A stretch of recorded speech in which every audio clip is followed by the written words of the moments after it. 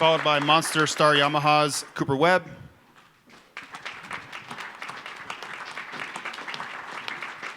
And Red Bull KTM's Chase Sexton.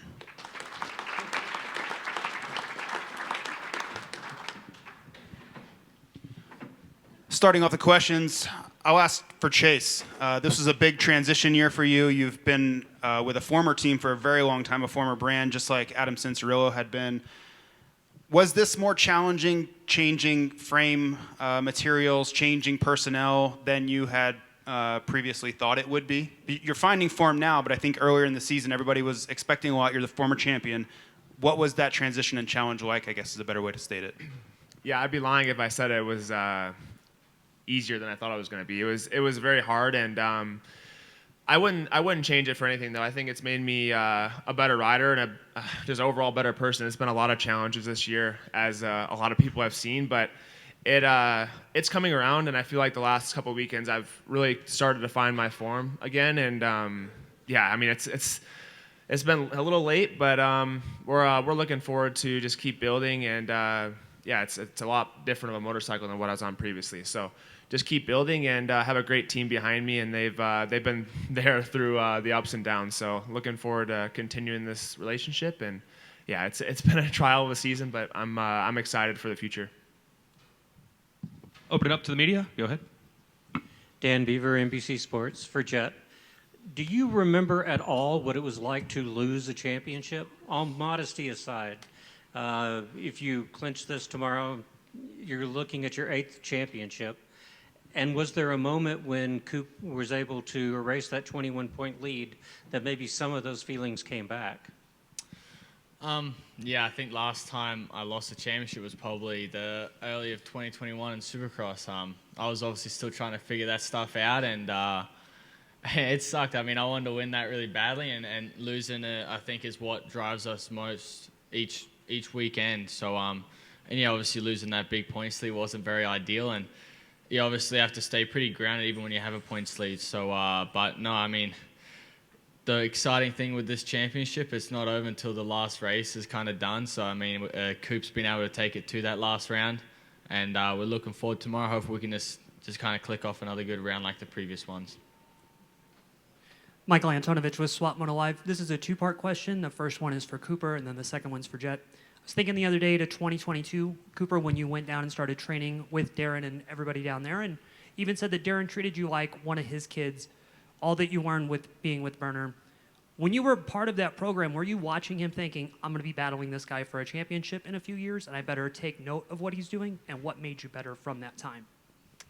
2022 was rough, like you said, but yeah, I was able to, towards the end of 21, go down there, and you know, looking back, I was able to ride and train with him a little bit, but should have went full on with him. But you know, I think at that time it was a new bike, so it was a struggle for me, no lie. But yeah, they treated me like family, and I knew, you know, like it was no secret at the time. My timeline was trying to get better for 22, for 23, and I knew the day was coming. I think I've said it before, you know, I knew what he could do. So it's definitely, when I look back at those times, like fun times, but also like we learned a lot. I learned a lot, and it was for me result-wise not great, but you know, I definitely learned a lot, and it was super fun down there. And it's crazy, you know, to fast forward to now that we've been in this position this year for sure.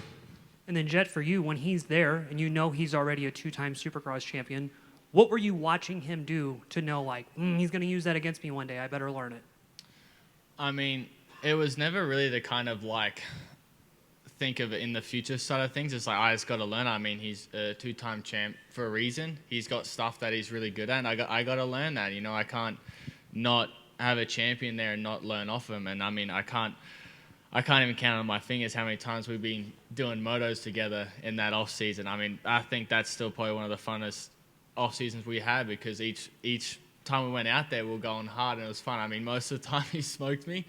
But when the track was just right enough and I could get everything, thankfully, I could kind of keep him kind of close. But no, it's wild to think. I was thinking about it even last weekend. Like, it was crazy how we're training together back then, and now we're going up against in a championship. I remember back then even thinking of it, like, oh, it'd be sick to go up against Coop. I mean, everyone knows how gnarly he is in the end of the season and how he can just make things happen when you wouldn't really think of it.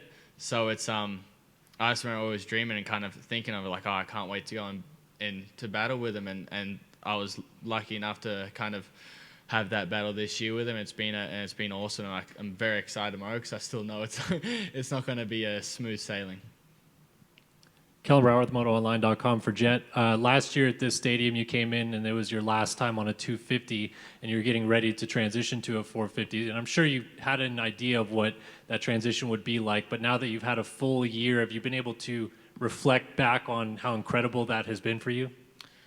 I mean, it's as an athlete, it's always pretty hard to kind of reflect and look at of what you've done so far, because each week, each day, we're always looking to be better than the previous day before. So we very rarely, I mean, I think for me, I always look back as after a championship. You always look back and kind of look on the year. I mean, especially like last year. But during the season, it's always so hard because once we get done with this championship, you always switching back straight into outdoors. So you never really get to stop and actually think. And it's been something I've been trying to work on, just kind of making sure it goes slow almost, and appreciate the small things that we have accomplished, and even the things that we've kind of sucked at this year. And we learn. You got to kind of appreciate both sides of things. But yeah, it's definitely a learning thing. Andrea Ruggiero, Moto Now blog. Cooper, can you give us more information about your thumb injury, and will you be taking time off, and when will we see you outdoors? Yeah, so I'm not sure exactly the timeline, but yeah, unfortunately, it will require surgery. So we'll let you know more soon. I want to ask you about that, Coop. It kind of happened, and then you made a run and got the points close. So what were the emotions of managing this injury? Did you think at first you could get by with it, or the whole time it is in the back of your mind like, why now, why now, why now? Yeah, it was tough. I think at the time, usually like for me, pain it's temporary, right? So I felt like I did a really good job. I didn't feel like it hindered me whatsoever.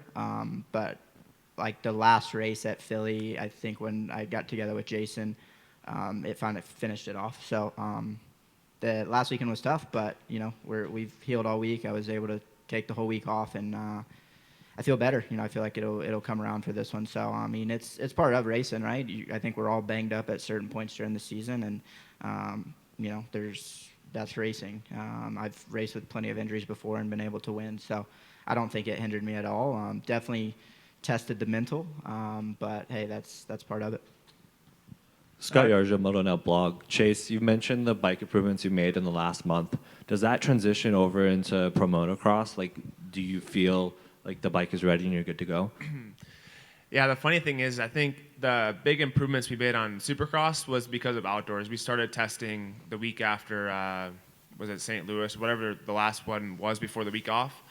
We had a full week of outdoor testing, and we actually took a lot from outdoors and put it on Supercross, and that's the reason that we've gotten a lot better. So I would say things are looking good for outdoors. Obviously, it's going to be a whole new season and a lot of more learning, but I think, like I said, we learned a lot from being on the outdoor bike, and I really feel like the stock platform on the KTM is really good, and that's what we've kind of reverted back to. So it's gonna be, it's gonna be a fun outdoor season and something I'm looking forward to.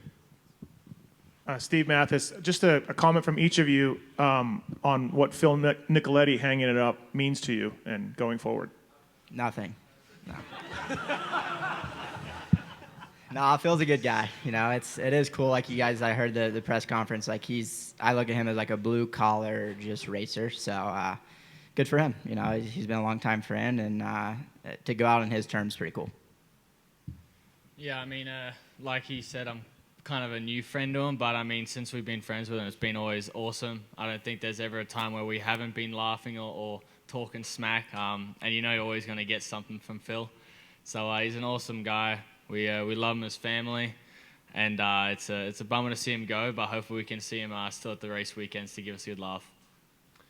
I don't know Phil super well, but I don't think there's really one person in the paddock that doesn't like him. So that's kind of a good thing to know. And also Adam, sitting back there listening to his speech, it's kind of gets you emotional, especially with how well I know Adam and seeing these two guys go out and not going to see them racing again is kind of a tough moment, but I know both of them will be successful whenever they do after this.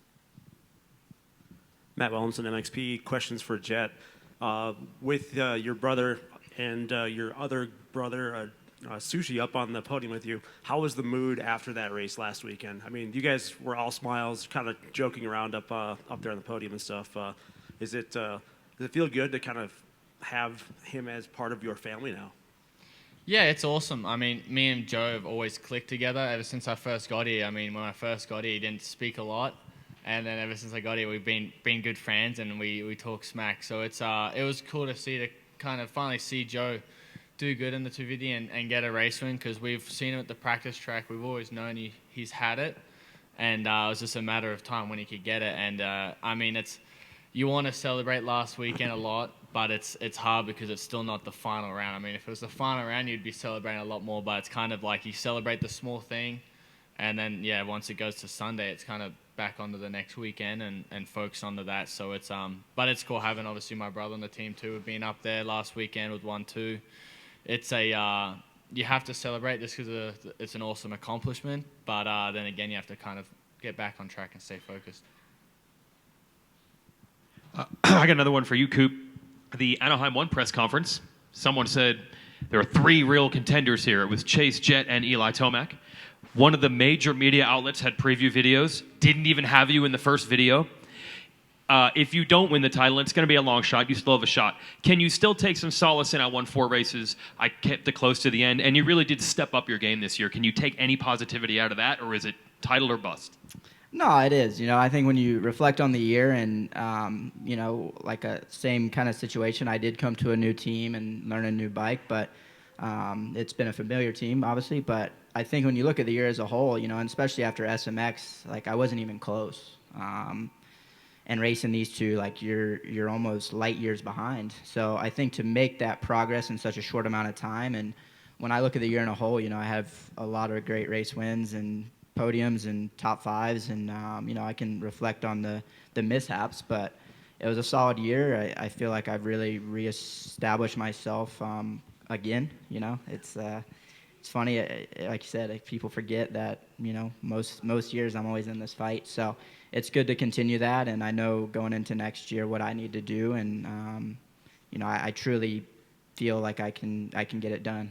At some stage until whatever I decide to race till, I feel like I'm getting better. This is my best year yet, so I'm excited and for the future. And now we'll get healed up and see what we can do in SMX and all that. But overall, I'm super stoked. Second is not great. That's not what our goal is. Anybody up here's goal, but overall, it's still got to hang my hat high.